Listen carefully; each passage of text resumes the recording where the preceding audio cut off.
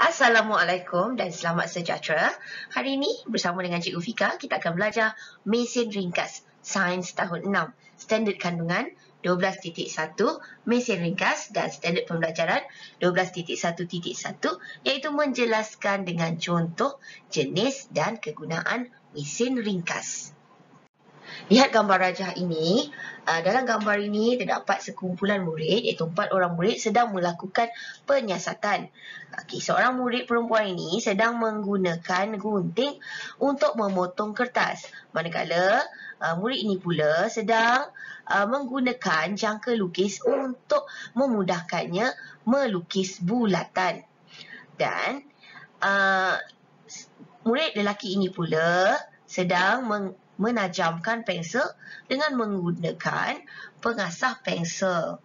Dan yang ini pula sedang membuat penyiasatan berkaitan dengan troli menggunakan papan condong. Murid ini mendapati bahawa troli dapat menaiki papan condong ni dengan mudah apabila ditarik dengan beban ni. Apa kesimpulan di sini ialah alatan-alatan yang digunakan ni adalah salah satu contoh mesin ringkas dalam kehidupan kita. Mesin-mesin ringkas ini jika kita gunakan akan memudahkan kehidupan kita. Maksud mesin ringkas ialah alat yang membolehkan kita melakukan kerja dengan lebih mudah dan cepat. Ingat inilah maksud mesin ringkas, alat yang membolehkan kita melakukan kerja dengan lebih mudah dan cepat. Terdapat beberapa jenis mesin ringkas yang perlu kamu ketahui. Mari kita lihat satu persatu. Yang pertama, satah condong. Kedua, skru. Ketiga, tuas. Keempat, takal. Kelima, roda dan ganda. Yang keenam, baji. Dan yang ketujuh, gear. Mari kita lihat satu persatu mesin-mesin ringkas ini. Cikgu akan terangkan satu persatu. Apa itu maksudnya satah condong? Satah condong ni bermaksud, kita tengok ya, adalah satu permukaan yang disendingkan. Disendingkan, cikgu tandakan keywords dia, disendingkan. Dengan kedua-dua hujungnya diletakkan pada ketinggian berbeza. Apa maksudnya tu? Maksudnya macam ni lah. Lihat gambar ni.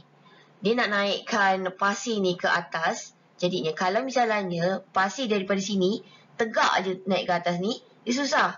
Dia berat, sangat berat. Berbanding kalau kita sengitkan, ada satu papan di sini, satu satah disengitkan, disendingkan, satu hujung pada tempat yang tinggi, satu hujung di tempat rendah, lebih mudah, lebih ringan jika kita nak naikkan dia. Memudahkan kita bergerak atau menggerakkan beban yang berat dari satu aras ke aras yang lebih tinggi. Macam ni. Contoh-contoh satah condong ialah tangga bangunan, jalan raya lereng bukit bertingkat, dan juga mengangkat atau memindahkan objek naik ke tempat yang lebih tinggi. Ini contoh. Kita tengok lagi. Ni contoh. Inilah maksudnya tangga bangunan. Kalau kamu naik menegak aja, kita akan rasa lebih susah kan? Kalau kita punya tangga dia lebih sending, dia akan memudahkan kita kan? Begitu juga kalau kita jalan raya yang berbukit. Jalan raya berbukit biasanya dia akan buat satah condong lah. Menggunakan konsep satah condong supaya memudahkan pergerakan. Kalau terus curam macam tu, kereta susah nak naik ke atas. Sekarang kita tengok pula mesin ringkas jenis skru. Skru ialah sejenis mesin ringkas yang mempunyai satah condong berlingkar. Dia mempunyai satah condong juga, tetapi dia berlingkar. Satah condong berlingkar yang dinamakan sebagai berbenang. Okey, contohnya ini. Contohnya skru. Okey, terdapat satah condong begini, tapi dia ada berbenang. Inilah berbenangnya. Satah condong yang berlingkar ni. Okay, kita panggil berbenang ni. Okey. Kemudian, skru ini juga digunakan untuk menyatukan dan mengetatkan dua keping objek yang bergabung. Contohnya papan, okay, besi dan sebagainya yang boleh menggunakan skru. Kita nak mencantumkan ataupun mengetatkan dua keping objek yang bergabung. Okey, seterusnya contoh-contohnya ialah selain daripada skru ni, okey, skru pada mentol, skru pada botol, skru pada pemegang kaki ritot. Mari kita tengok gambarnya. Okey, ini skru pada mentol. Skru pada mentol, okey, lihat di sini ada berbenang. Okey, dia nak menyatukan antara mentol dengan pemegang mentol ni. Jadinya dia menggunakan mesin ringkas jenis skru. Kemudian untuk mengetatkan antara penutup botol dengan botol ni, ada satu berbenang di sini. Okey, skru pada botol. Ada lingkaran ni kan? Satah condong berlingkar ni yang kita panggil berbenang. Okey, dan ini juga mengaplikasikan pemegang kaki ritot ni juga mengaplikasikan konsep mesin ringkas skru. Okey, untuk memegang kaki ritot ni ada berbenang dia. Alright, itu sahaja tentang skru. Kita akan beralih kepada jenis mesin ringkas yang lain. Mari kita kenali tuas pula. Okey, mesin yang dinamakan tuas, mesin ringkas tuas. Baiklah, mesin ringkas tuas ni membantu kita mengangkat dan menggerakkan objek dengan mudah. Tuas terdiri dari 3 bahagian. Ada beban, daya dan fulcrum. Okey, setiap tuas mesti mempunyai 3 bahagian ni, beban, daya dan fulcrum. Okey, contoh-contoh tuas adalah gunting, pembuka tudung botol, penyapu.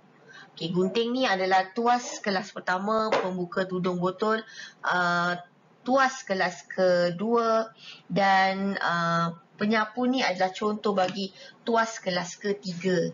Ni kamu akan belajar lebih lanjut lagi pada masa akan datang. Okey, ni sekadar cikgu beritahu saja. Kita lihat gambarnya. Okey, kan cikgu tadi cakap kalau tuas ni mestilah mempunyai 3 bahagian, iaitu beban, daya dan fulcrum. Okey, lihat gambar rajah ni. Ini adalah mop. Okey, mop ni contoh bagi tuas kelas ketiga. Sama macam penyapu. Okey, tuas kelas ketiga ni, okey, dia bebannya berada di bawah, di sini. Okey, dan fulcrum berada di hujung dan daya berada di tengah-tengah. Okey, sama juga dengan penyapu mengaplikasikan tuas kelas ketiga. Okey, lihat pula ni tukul Warrington. Tukul Warrington ni ada satu alat yang ni, bahagian yang ni, dia digunakan untuk mencabut paku kan. Okey, jadinya ini adalah sejenis tuas jenis kelas pertama. Okey, fulcrum ni beban dan fulcrum di tengah-tengah dan daya. Okey. Dan contoh satu lagi ialah ini pembuka tudung botol. Pembuka tudung botol ialah contoh tuas kelas kedua, okay, di mana fulcrumnya berada dekat dengan beban dan kita daya dinaikkan ke atas. Okey, beban berada di tengah-tengah kat sini. Di sini. Okey. Ini adalah contoh tuas kelas kedua. Okey, baiklah, mari kita lihat mesin ringkas jenis takal. Okey, takal terdiri daripada sebuah roda beralur yang bergerak bebas. roda beralur yang bergerak bebas. Seterusnya dilakukan dengan seutas tali atau rantai pada alur dan digunakan untuk menarik, mengangkat atau menurunkan dengan bebas. Okey. Terlihat, okey. Inilah yang cikgu katakan tadi. Dia ada roda beralur dan menggunakan seutas tali atau rantai. Boleh letak dekat sini. Okey, ditarik macam ni. Ini takal untuk mengangkat beban. Okay, bila dia bergerak secara bebas lah. Dan tali ni tak mudah putus. Sebab apa? Dengan adanya roda ni, dia memudahkan tali ni untuk bergerak dengan bebas. Roda ni boleh bergerak sayang Seterusnya, okey, contoh-contoh lain yang menggunakan takal ni ialah takal pada tiang bendera. Kalau awak tengok kan, dekat tiang bendera tu bahagian atas sekali, ada takal ni, menggunakan prinsip takal. Kemudian, selain daripada tu, takal digunakan dalam kapal layar. Untuk tarik layar pada kapal ni kan, membuka layar apa semua ni, dia menggunakan takal. Tengok ni. Kalau tak menggunakan takal, akan susahlah pelayar ataupun susahlah kita nak menurun dan menaikkan bendera. Lihat mesin ringkas yang seterusnya, iaitu roda dan gandar. Roda dan gandar ni digunakan untuk menggerakkan atau memutarkan objek. Kita lihat. Terdiri daripada roda yang dipasang pada sepasang rod yang dinamakan gandar. Apa maksudnya tu? Inilah. Contohnya macam ni. Ada macam roda macam ni dan ada sebatang rod yang kita panggil gandar.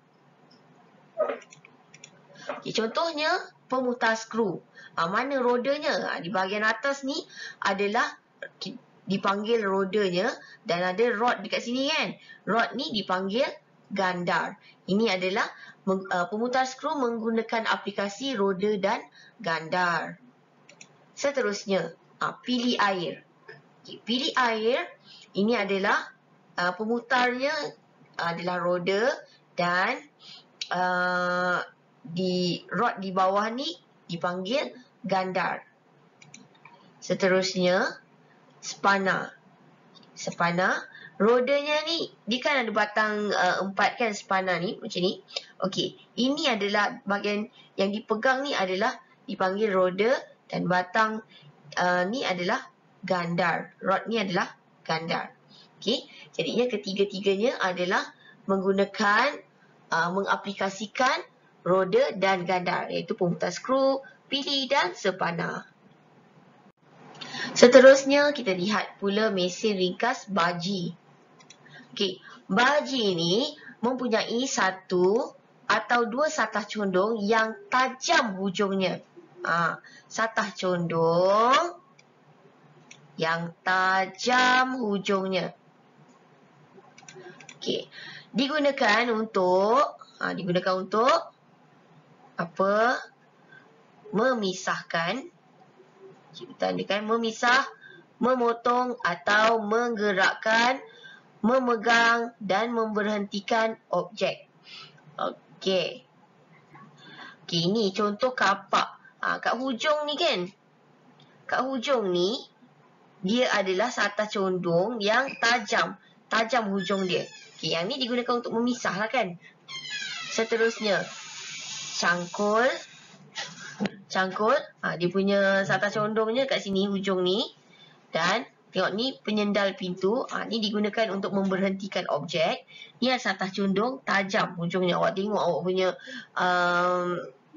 dekat rumah, penyendal pintu kat rumah. Mesti ada macam ni. Kemudian contoh yang lain ialah paku. Mesin yang terakhir ialah, mesin ringkas yang terakhir ialah gear. Gear terdiri daripada roda atau silinder bergigi. Dia mempunyai gigi. Roda ataupun silinder bergigi. Seterusnya, biasanya dipasangkan di dalam mesin untuk menggerakkan bahagian-bahagian dalaman yang lain. inilah contohnya. Ini adalah gear. Okey. Dan inilah yang cikgu maksudkan tadi, silinder bergigi-gigi. Okay, gear ni biasanya ada dua lah. Gear pemacu, gear dipacu. Jenis gear tu nanti awak belajar rasanya dekat dalam reka bentuk dan teknologi kan. Okey. Okay, contoh-contoh yang menggunakan aplikasi gear ni, tengok ni, pita pembetulan. Okey, dekat dalam ni ada gear kan. Ni awak ada kan dekat sebagai alat tulis awak. Seterusnya, contohnya jam tangan. Dalam jam tangan, dalam komponen jam tangan ada gear. Ni untuk menggerakkan jarum saat dan masa. Seterusnya, pemutar. Contoh yang lain, pemutar telur. Kat sini gear dia. Kita boleh putar dan gear ni bergerak. Seterusnya akan kita boleh gunakan untuk memutarkan telur alat ni. Okey. Okey, sekian saja pengajaran cikgu pada hari ini. Apa yang kamu perlu tahu, perlu ingat ialah maksud mesin ringkas, dan juga kamu juga perlu ingat ada 7 jenis mesin ringkas. Kalau tak ingat, kamu tengok semula video saya sampai habis. Okey, terima kasih kerana menonton. Jumpa lagi pada sesi akan datang. Bye.